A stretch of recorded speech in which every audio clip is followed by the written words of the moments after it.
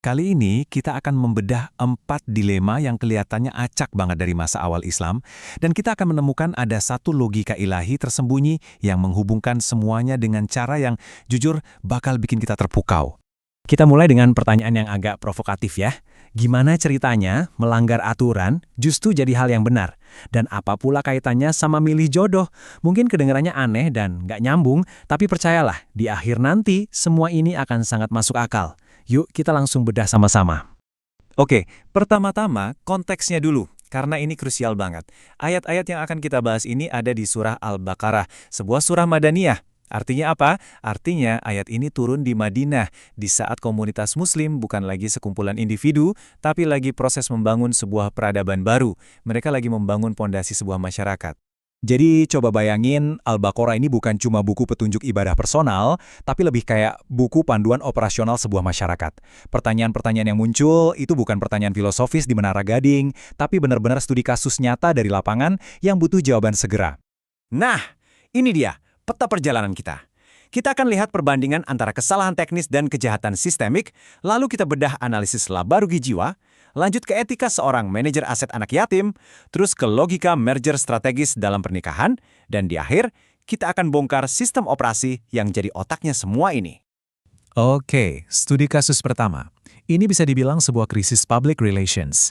Ada satu ekspedisi kecil kaum muslimin, dipimpin Abdullah bin Jash, yang terlibat pertempuran di bulan Rajab. Nah, berperang di bulan haram atau bulan suci itu tabu banget sebuah pelanggaran besar saat itu. Dan jawaban dari Allah, wow, ini benar-benar mengejutkan dan mengubah total cara pandang. Alih-alih cuma menyalahkan pelanggaran aturan bulan haram, Al-Quran justru membingkai ulang seluruh masalahnya dengan sebuah pernyataan yang luar biasa kuat ini. Coba kita lihat perbandingannya ya. Al-Quran seolah-olah meletakkan dua hal ini di atas timbangan. Di satu sisi ada kesalahan prosedural, yaitu berperang di bulan suci. Tapi di sisi lain ada daftar kejahatan sistemik yang dilakukan oleh kaum Quraisy.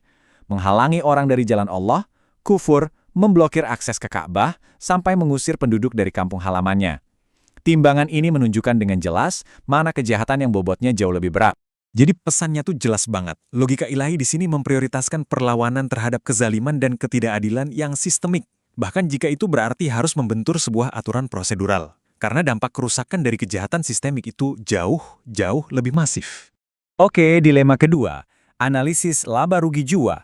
Kasus ini muncul dari pertanyaan para sahabat, salah satunya Umar bin Khattab, yang minta kejelasan soal hukum khamar atau segala sesuatu yang memabukkan, dan maisir atau judi. Jawaban Al-Quran di sini itu kayak sebuah cost-benefit analysis yang jenius. Ayat ini mengakui, iya memang ada sedikit manfaat duniawi, mungkin dari keuntungan jual beli atau kesenangan sesaat. Tapi, ayat ini langsung menegaskan, dosanya atau kerusakannya jauh lebih besar. Lihat saja perbandingannya di diagram ini. Manfaatnya cuma sepotong kecil, sementara kerusakannya mendominasi. Dan yang perlu digarisbawahi, kerugian ini bukan cuma dosa personal. Ini adalah sebuah resiko sistemik. Yang terancam rusak itu bukan cuma satu orang, tapi sistem akal sehatnya, sistem keharmonisan keluarganya, sistem keuangannya, bahkan sistem hubungannya dengan Tuhan. Ini tentang melindungi pilar-pilar utama masyarakat. Nah, studi kasus ketiga ini unik banget. Ini adalah masalah yang lahir dari niat yang super baik. Jadi, setelah turun ayat-ayat yang sangat keras melarang memakan harta anak yatim, para sahabat jadi sangat berhati-hati. Saking hati-hatinya, mereka malah jadi ekstrim. Mereka jadi takut banget, sampai-sampai urusan makan pun dipisah total. Piringnya beda, gelasnya beda, makanannya dimasak terpisah. Wah, jadi repot dan malah menyulitkan. Kalau zaman sekarang, mungkin anak yatimnya dibikinin akun GoFood sendiri kali ya, biar nggak kecampur sama sekali. Solusi yang ditawarkan Al-Quran itu satu kata, islah. Artinya pengelolaan yang tujuannya untuk perbaikan dan pertumbuhan. Jadi mencampurkan urusan itu boleh demi efisiensi, asalkan niat dan prakteknya adalah untuk kebaikan si anak yatim. Ini mirip banget sama tugas seorang manajer investasi profesional hari ini. Tujuannya bukan cuma menjaga nilai aset, tapi menumbuhkannya secara etis dan bertanggung jawab. Oke, dilema kita yang keempat dan terakhir, kita masuk ke ranah yang sangat personal, pernikahan. Ini adalah tentang logika merger strategis. Pertanyaannya adalah tentang menikahi seseorang di luar keyakinan, khususnya dengan kaum musyrik pada saat itu. Coba kita jujur deh, biasanya kalau orang cari pasangan, apa yang jadi daftar teratas? Seringnya ya ini, penampilan fisik, kekayaan, status sosial, atau dari keluarga mana dia berasal. ya kan? Tapi Al-Quran mengajak kita untuk melihat sesuatu yang jauh lebih fundamental. Al-Quran meletakkan satu kriteria yang non-negotiable, yang tidak bisa ditawar, di posisi paling puncak, yaitu iman. Ini bukan cuma soal ritual ibadah, tapi tentang kesamaan nilai-nilai inti dan cara pandang terhadap dunia dan tujuan hidup. Logikanya, disajikan seperti memilih partner untuk sebuah merger strategis.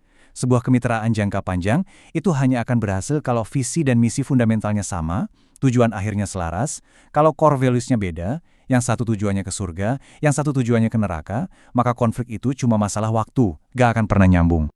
Sekarang kita sampai di bagian puncaknya, menyingkap sistem operasi ilahi di balik ini semua. Kita udah lihat 4 dilema yang kelihatannya beda-beda banget. Ada soal perang dan citra publik, soal kesehatan masyarakat, etika keuangan, sampai pembentukan keluarga. Kelihatannya nggak nyambung kan? Jadi kita punya 4 masalah yang sangat beragam. Dengan 4 jawaban ilahi yang kelihatannya juga spesifik untuk setiap kasus. Tapi, gimana kalau saya bilang keempat jawaban itu sebenarnya berjalan di atas satu sistem operasi yang sama, satu logika tersembunyi yang jadi pondasinya. Dan inilah dia plot twist-nya, inilah benang merahnya. Sistem operasi ilahi itu adalah selalu prioritaskan kesehatan sistemik jangka panjang di atas keuntungan sesaat atau ketaatan buta pada prosedur. Entah itu kesehatan sistem sosial, kesehatan sistem akal kita, kesehatan sistem finansial komunitas, ataupun kesehatan sistem keluarga. Perintahnya selalu sama. Buatlah pilihan yang menjamin kebaikan dan keberlangsungan sistem itu dalam jangka panjang. Nah, ini pertanyaan terakhir untuk kita renungkan bersama. Coba bayangkan, jika Anda menerapkan filter kesehatan sistemik ini pada setiap keputusan penting dalam hidup Anda, baik itu soal karir, keuangan, atau hubungan. Kira-kira apa yang akan berubah? Kalau pembahasan ini bermanfaat buat Anda, jangan lupa untuk like, bagikan, dan tuliskan pemikiran Anda di kolom komentar. Dan pastinya, subscribe ke channel Belajar Pola Al-Quran supaya kita bisa terus belajar bareng. Semua sumber referensi yang kami pakai ada di deskripsi di bawah. Terima kasih sudah menyimak.